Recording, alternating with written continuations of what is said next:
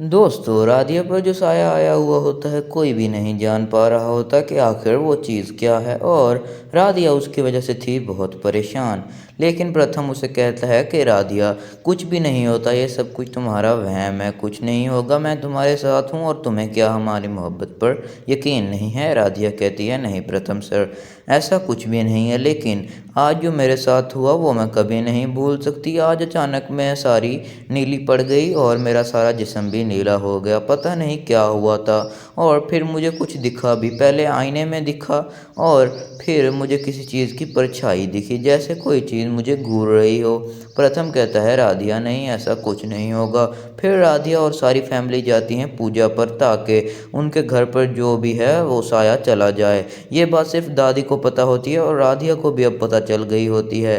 राधिया जैसे ही जाती है पूजा करने तो उससे पूजा नहीं हो रही होती और उसका सर में बहुत दर्द पड़ जाता है और वो चीख रही होती है अंदर से, लेकिन वो कह कुछ नहीं सकती क्योंकि दादी पहले ही उसे निकालने की कोशिश में थी। अगर आज वो कुछ कर देती तो दादी कह देती कि राधिया, पर मैंने तुम्हें कहा भी था कि कोई साया है, तुम लोग ही मेरी बात नहीं मान रहे थे। जिस वजह से राधिया वो बहुत ही ज़्यादा कंट्रोल कर रही थी खुद पर, लेकिन वो चीज़ जो राधिया पर कब्जा किए हुए थी वो राधिया को कहती है कि राधिया तुम चली जाओ यहाँ से, मुझसे ये आवाज़ बर्दाश्त नहीं हो रही। राधिया कहती है कि नहीं, मैं नहीं जाऊँगी यहाँ से, हमारे शिव जी की पूजा हो रही है।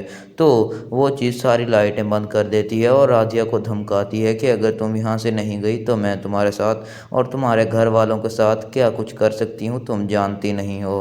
राधिया चुपचाप वहाँ से चली जाती है और राधिया से खुद भी बर्दाश्त नहीं हो रहा था वो दर्द।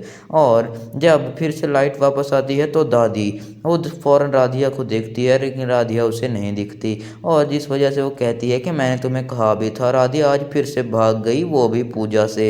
और तुम लोग तो मेरी बात ही नहीं मानते कि राधिया को है ही कुछ नहीं। जब दादी ये बात कहती है तो प्रथम कहता है, दादी आप गलत समझ रही हैं, राधिया का शुरू से ही तबीयत खराब थी सुबह से और जिस वजह से वो पूजा छोड़कर चली गई होगी।